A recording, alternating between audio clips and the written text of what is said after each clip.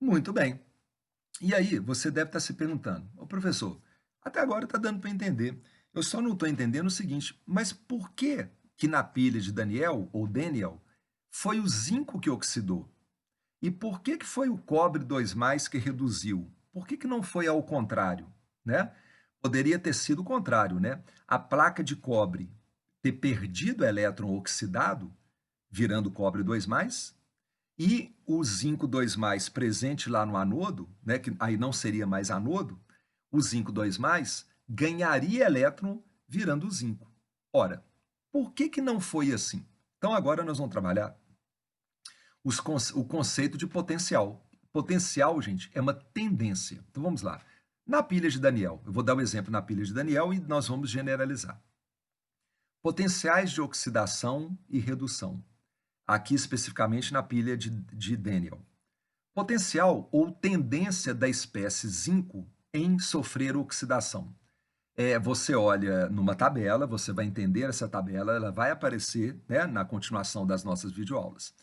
A tendência do zinco em oxidar, que é chamado potencial de oxidação do zinco, vale mais 0,763 volt.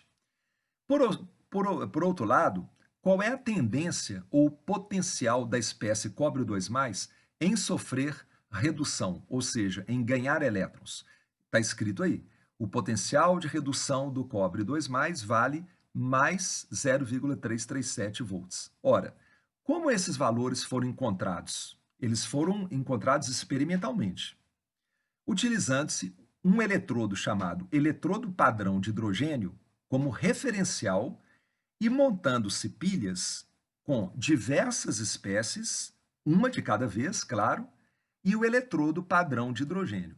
Então, para isso, a gente tem que entender agora o que vem a ser um eletrodo padrão de hidrogênio. Concordam? Vamos lá, então? Eletrodo padrão de hidrogênio consiste numa solução aquosa contendo cátions H+, de concentração 1 mol por litro, ou seja, em cada 1 litro, você sabe que tem 1 mol de cátions H+. E essa solução, gente, ela é sempre ácida. A gente usa um ácido forte para fornecer a concentração de íons H+, 1 mol por litro. Tá? Na qual o gás hidrogênio ele é borbulhado a 1 atm de pressão e a 25 graus. Eu diria para vocês, pessoal, que isso não é tão importante de saber. Isso é mais um conceito que deve, para você compreender, assim, o que é o eletrodo padrão de hidrogênio? Se é um padrão, ele é um padrão mundial, concorda? Então, a temperatura é 25 graus, a pressão tem que ser 1 atm, né, a pressão do gás hidrogênio a esta temperatura, e a concentração de íons H+, presente na solução aquosa, ela é 1 mol por litro. Pronto, matou a charada. Agora, o fio de platina, né, ele é um eletrodo que a gente chama de inerte, isto é, o fio de platina, que é um metal nobre, muito caro inclusive, ele não vai oxidar e não vai reduzir. O fio de platina ele funciona apenas como um condutor de elétrons, uma vez que ele é um metal. Tranquilo, gente? Então vamos lá. Você está vendo aí a montagem, né? Gás hidrogênio injetado a 1 atm de pressão, eletrodo de platina, e a concentração da solução aquosa de HCl, que é um ácido forte, é 1 mol por litro. Vamos então à parte convencional. Convencionou-se que quando 2H+, ganham 2 elétrons se transformando em gás hidrogênio, por definição, a tendência do H+ em ganhar elétrons vale 0 volt. Isso é puramente convencional. É a mesma coisa que você dizer que ao nível do mar, a altitude é 0 metro. Isso é puramente convencional. Aqui também, isso é convencional. Bom, e da mesma maneira, se você pensar naquela semi-reação ali de redução, se você invertê-la, você agora está vendo um fenômeno que chama oxidação. Ou seja, se o gás hidrogênio perder elétrons virando H+, né, invertendo aquela primeira equação, você está vendo agora uma semi-reação de quê? De oxidação. Ora, gente, a tendência do gás hidrogênio em perder elétron também vale 0 volt, porque o oposto da redução é a oxidação. Se o potencial do H+ em ganhar elétrons vale zero, a tendência do H2 gasoso em perder elétrons também vale zero. Então, entenderam? Isso é só uma convenção. Tá, professor, mas eu só não entendi para que serve isso. Tudo bem, gente? Podemos seguir? Como foi calculado, então, usando o eletrodo padrão de hidrogênio, como é que foi calculado o potencial de padrão de oxidação do zinco, que a gente viu ali atrás, que a gente comentou? Gente, a tendência do zinco em perder elétrons, portanto oxidar, é 0,76 volts. Dessa maneira, você vai para um laboratório, faz uma montagem associando uma placa de zinco mergulhada numa solução aquosa contendo zinco 2+. Olha que interessante, nesta imagem agora está sendo mostrado o sulfato de zinco. Isso não tem problema. Na outra tela era nitrato de zinco, enquanto que aqui é sulfato de zinco. O importante é, você pegou uma placa de zinco, mergulhou numa solução contendo cátions zinco 2+, na concentração de 1 mol por litro. Ok. E ligou esse eletrodo ao eletrodo padrão de hidrogênio, como a gente viu agora. E colocou ali um voltímetro para medir a voltagem. Então vamos lá, gente?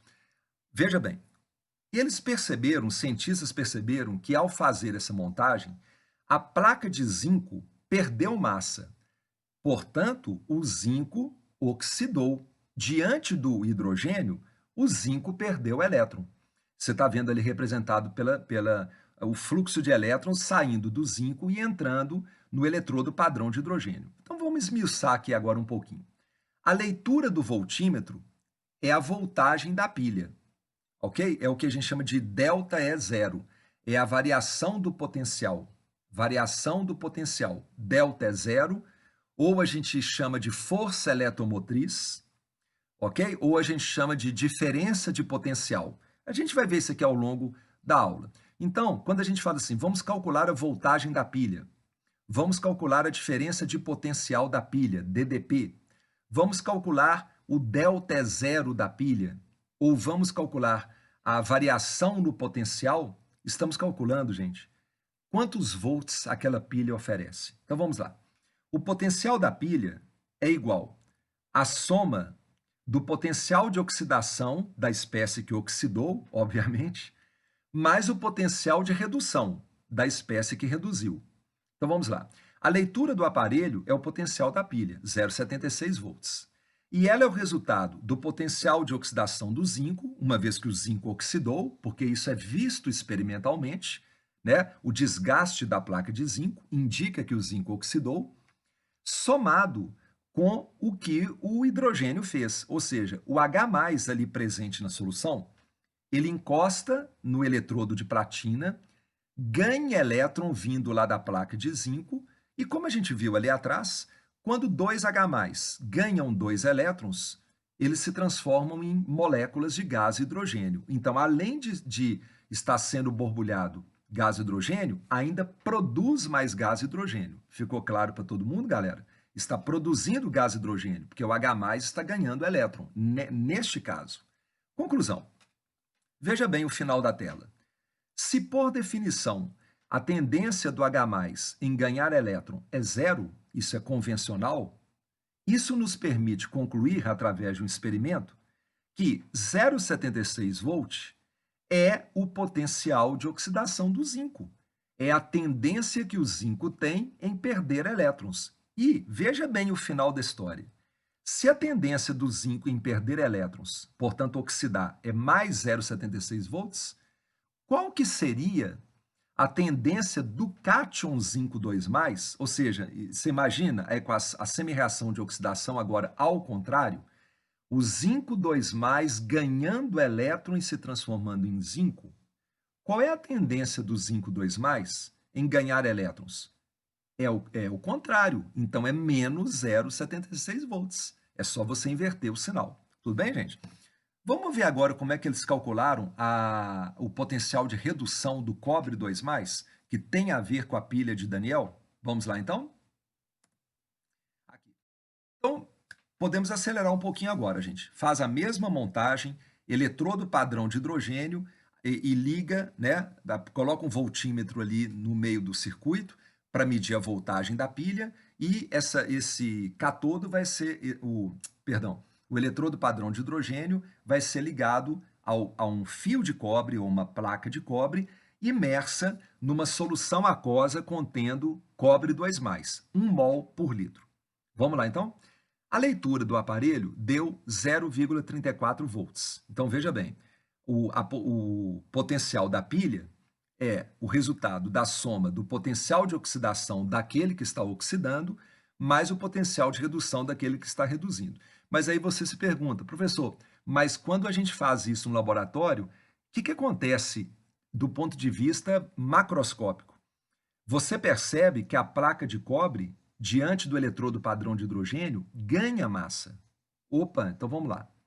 Se o eletrodo de cobre ganhou massa, significa que pregou o cobre sólido na placa. Então está havendo uma redução.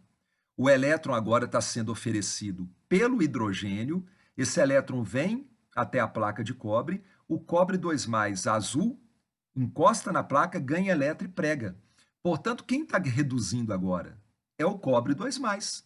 Então, é por isso que você está vendo aí o seguinte, 0,34 volts é a leitura da voltagem da pilha, que é o resultado de quê?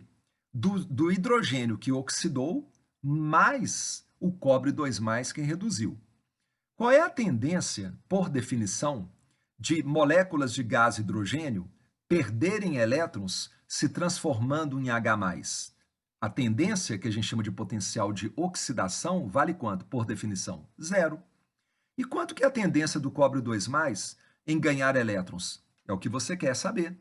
E aí você conclui, a partir de um resultado experimental, utilizando o eletrodo padrão de hidrogênio como referencial, que a tendência do cobre 2+, isto é, o potencial de redução do cobre 2+, vale positivo 0,34 volts. E se a tendência dele de ganhar elétron é 0,34 volts, qual que seria a tendência ao contrário, ou seja, da placa de cobre perder elétrons e se transformar em cobre 2+ que tem cor azul? Deve ser o contrário, né, gente? E é o contrário, não deve não, é menos 0,34 volts. Dessa maneira, pessoal, os cientistas foram para o laboratório, usando o eletrodo padrão de hidrogênio, eles fizeram isso com várias espécies. E aí a gente consegue, então, chegar na famosa tabela de potenciais de redução, que também, é claro, é uma tabela de potencial de redução, mas que é claro que você também vê nela, indiretamente, o potencial de oxidação, uma vez que é o contrário do potencial de redução. Tudo bem aí? Então vamos à tabela de potenciais padrão de redução, ok? Muito bem, gente.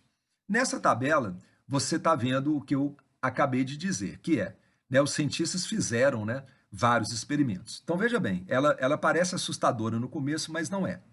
Primeiro, eu gostaria que você se situasse no meio dessa tabela.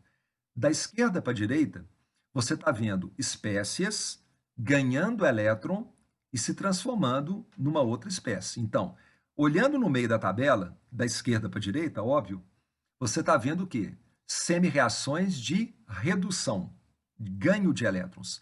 E aí eu queria te convidar, então, a olhar à direita agora os potenciais de redução. Entenderam, gente? Então, cada espécie ali, ó, por exemplo, qual é a tendência do lítio do cátion lítio, em ganhar elétrons? Menos 3,04 volts. É assim que você lê. Vou pegar ali no meio. Qual é a tendência de 2H+, em ganhar 2 elétrons virando gás hidrogênio, que é o eletrodo padrão de hidrogênio? Vocês estão vendo? 0 volt. E lá no final, qual é a tendência de moléculas de flúor F2, cuidado, não é ferro, né? Flúor F2.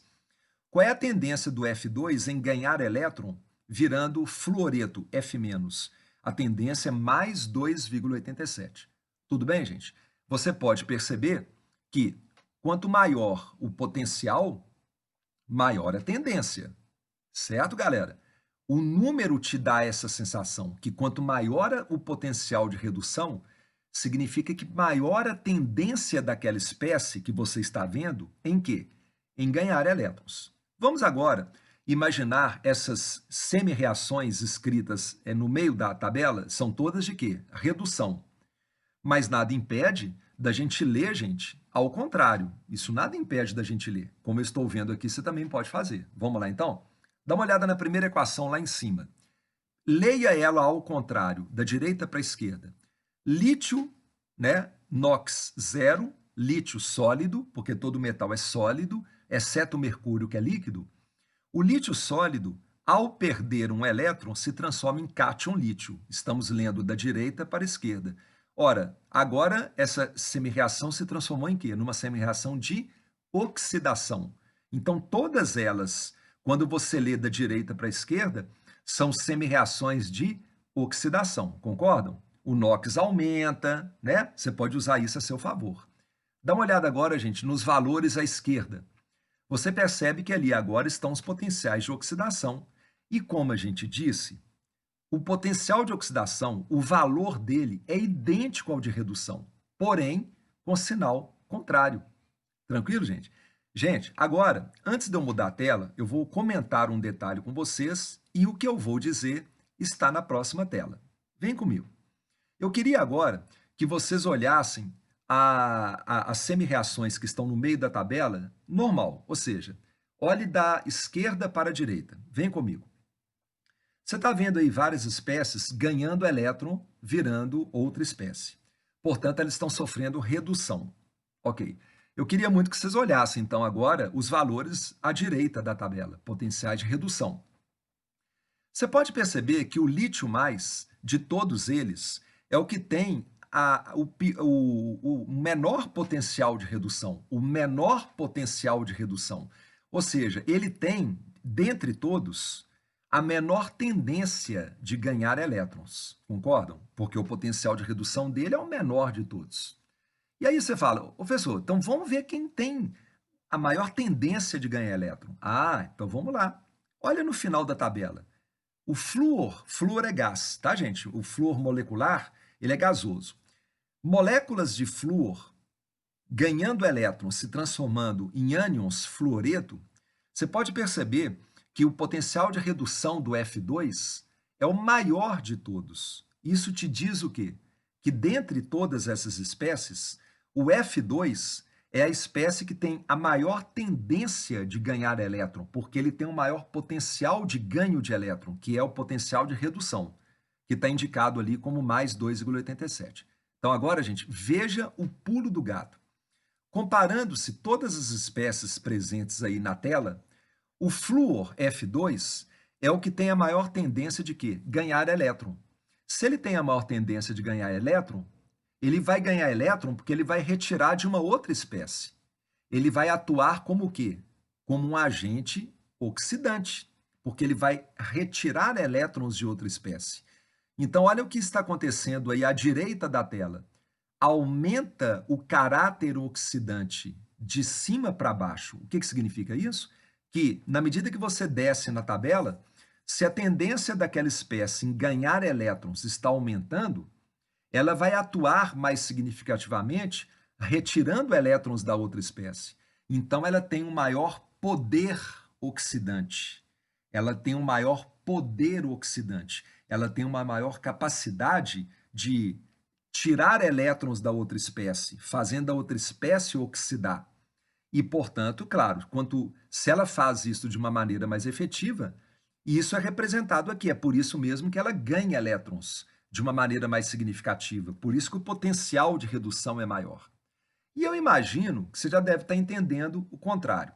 Eu queria muito que vocês olhassem agora para o meio da tabela, agora pensando nas semi-reações de oxidação, ou seja, vamos ler essas semi-reações da direita para a esquerda. Vamos começar? Então vamos fazer os extremos. O lítio zero, ou seja, o lítio sólido, ele perde elétrons virando lítio mais. Estamos lá em cima na tabela. Qual é a tendência do lítio sólido em perder elétrons? É mais 3,04 volts. E vamos lá embaixo, gente. O ânion fluoreto, que a gente até se referiu um pouco a ele agora, né? Agora mesmo. Qual é a tendência do ânion fluoreto em perder elétrons se transformando em moléculas de gás flúor. A tendência de oxidação do fluoreto é menos 2,87. É o menor número de todos. Ou seja, o que você conclui? Dentre todas essas espécies, aquela que tem a maior tendência de dar elétrons, portanto oxidar, é qual espécie? É o lítio sólido, é o lítio zero, porque o potencial de oxidação dele é o maior de todos. Então, vamos concluir? Se o lítio é o lítio sólido, não estamos falando do cátion lítio, é isso que tem que tomar cuidado. Se o lítio sólido, dentre todas as espécies, é aquela espécie que tem a maior tendência de dar elétrons, ela vai atuar de uma maneira mais significativa, entregando esses elétrons para outra espécie. Ou seja, ela vai atuar de uma maneira mais significativa, fazendo a outra espécie ganhar elétrons, fazendo a outra espécie reduzir. Portanto, o melhor agente redutor é o lítio. O que tem o maior caráter redutor é o lítio. Por isso, essa seta à esquerda dessa tabela, de baixo para cima, na medida que aquela espécie está aumentando a tendência dela de perder elétrons, de oxidar, e isso é indicado pelo maior potencial de oxidação, isso significa que ela tem uma maior tendência de atuar como agente redutor. Ela vai conseguir fazer a outra espécie ganhar elétrons, reduzir de uma maneira mais significativa. E para a gente concluir, gente, o que eu disse está resumido nesta tela aqui, ó. Observando a tabela anterior. O lítio sólido, ele é o melhor agente redutor, uma vez que seu potencial de oxidação é o maior nessa tabela, ou seja, ele tem a maior tendência em perder elétrons. E eu coloquei aqui o valor para você. E por sua vez, o flúor gasoso, F2 gasoso, ele é o melhor agente oxidante, uma vez que o seu potencial de redução ele é o maior nessa tabela. Ou seja, é ele, dentre todas as espécies, que tem a maior tendência em ganhar elétrons. Então, ele é o melhor agente oxidante. Eu coloquei aqui para você também a tendência do flúor em ganhar elétrons. Tudo bem, galera? Então, é isso aí. Vamos prosseguir mais um pouco aí na nossa saga da eletroquímica? Então, vamos lá, ok? Muito bem, gente. E aí, a gente está chegando agora num ponto importante que olha, eu acho que eu estou entendendo como é que a gente analisa a tabela, mas vamos agora calcular a força eletromotriz?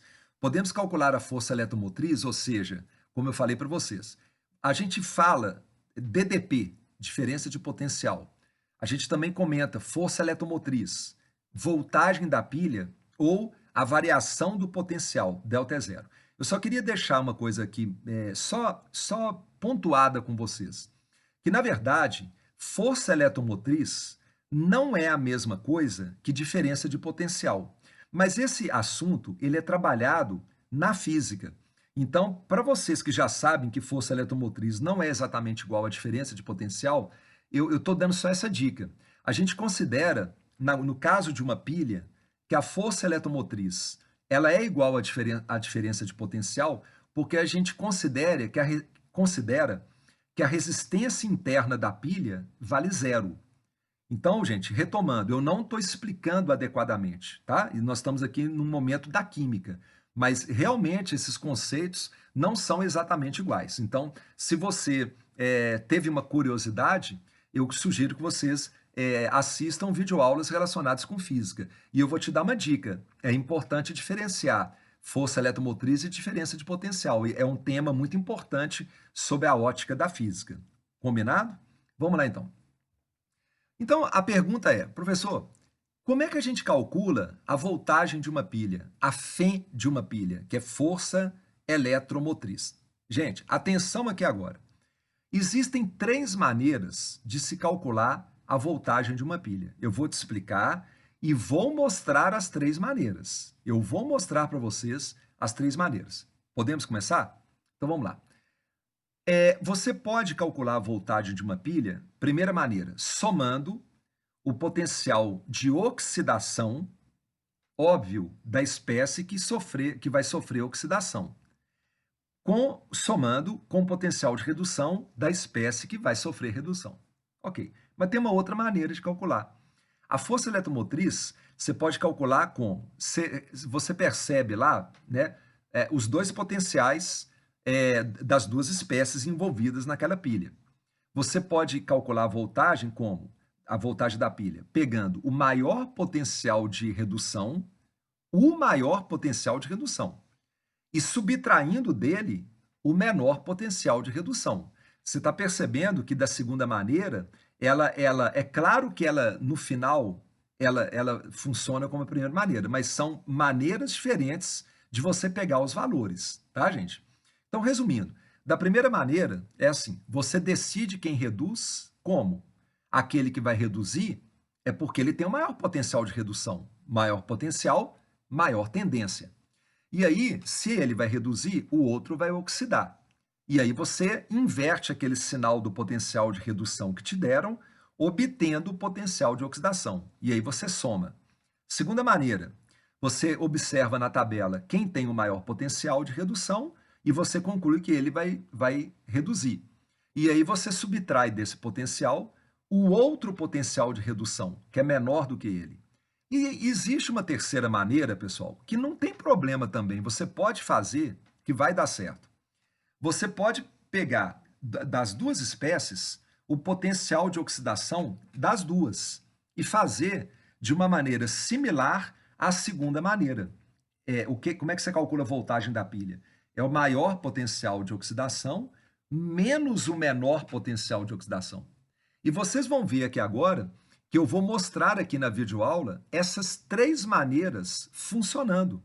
Elas vão funcionar, cada uma funciona e chega no mesmo resultado. Agora, pessoal, eu já queria antecipar uma coisa mega power importante com vocês.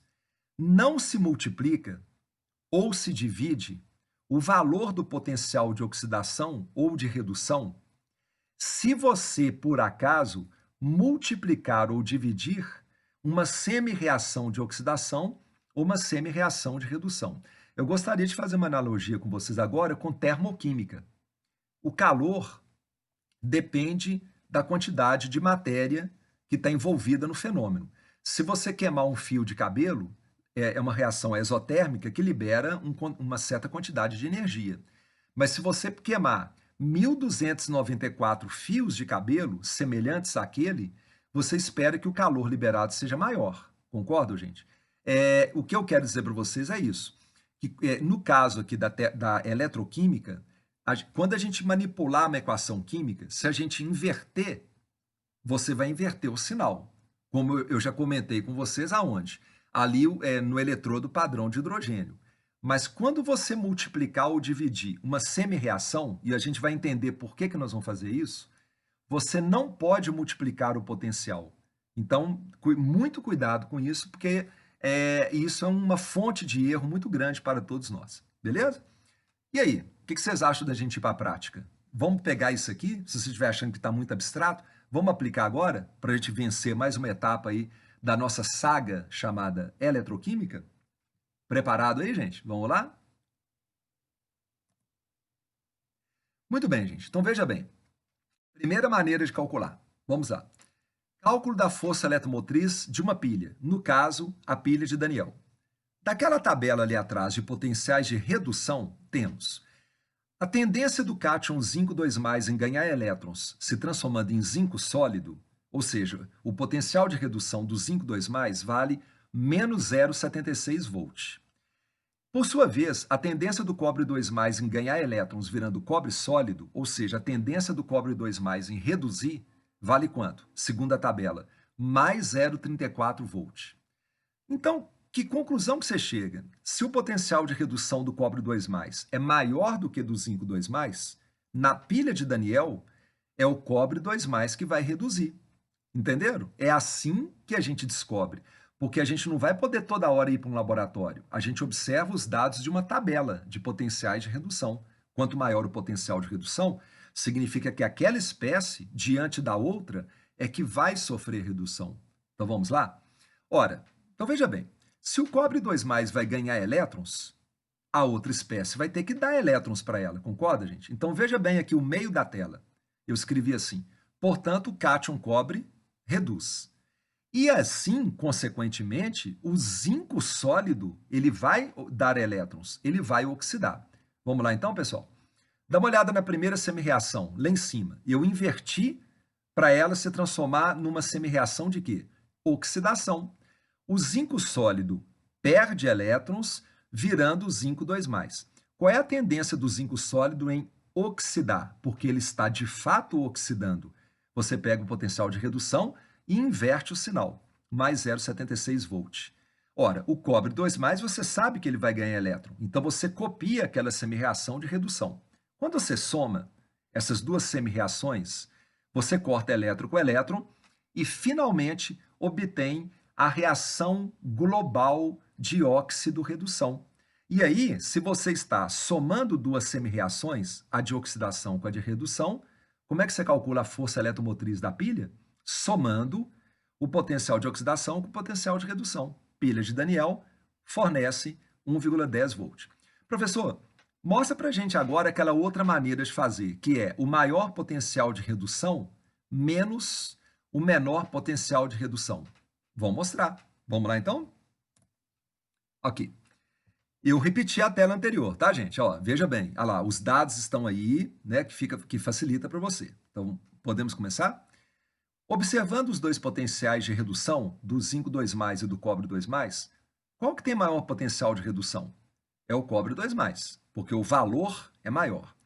Isso significa que o cobre 2+, vai reduzir. Você já entendeu. Você sabe que quem vai dar elétron para ele é a placa de zinco, é o zinco metálico, é o zinco sólido. Ok, mas como é que a gente calcula mesmo? Olha lá.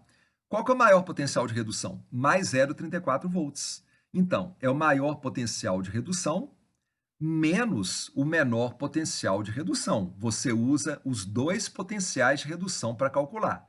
É o maior menos o menor. E como eu havia dito para vocês, gente, e eu sei que você já concluiu isso, dá na mesma. Eu sei que dá na mesma. Você sabe e eu sei também. Ok? Bom, e a terceira maneira de fazer, para a gente fechar mais uma parte aí da nossa eletroquímica, seria como? Vou mudar a tela aqui, ó. Seria você usar os valores de potenciais de oxidação. Então, mais uma vez, veja bem, foi dado a você o potencial de redução do zinco 2+ e do cobre 2+. Olha aqui no meio da tela, eu concluí que o potencial de oxidação do zinco é mais 0,76. E, por sua vez, o potencial de oxidação do cobre é o quê? Menos 0,34. Você tem que inverter o sinal do potencial de redução, concordam? Porque são fenômenos opostos. Dado isso, o que você faz? Você vai pegar o maior potencial de oxidação, e isso indica o quê? O maior potencial de oxidação é porque ele que vai oxidar. Ah lá, gente, o zinco oxida. É ele que oxida, não é isso que a gente já tinha concluído? Então, como é que você vai calcular? É o maior de oxidação menos o menor de oxidação. Então, mais 0,76 menos o menor de oxidação, que pela terceira vez chega no mesmo resultado. É claro que tem que chegar no mesmo resultado. Tudo bem, gente? Podemos prosseguir, galera? Então, vocês aprenderam como é que calcula a força eletromotriz de uma pilha. Existem detalhes que a gente vai trabalhar, né, na medida que a gente prosseguir. Lembre-se, quando você multiplicar ou dividir semirreações, você não pode multiplicar ou dividir o potencial. E a gente vai ver na sequência da aula o motivo da gente ter que multiplicar, por exemplo, uma semirreação, tá? Mas aí, na sequência da aula, eu vou explicar isso para vocês. Combinado? Podemos seguir?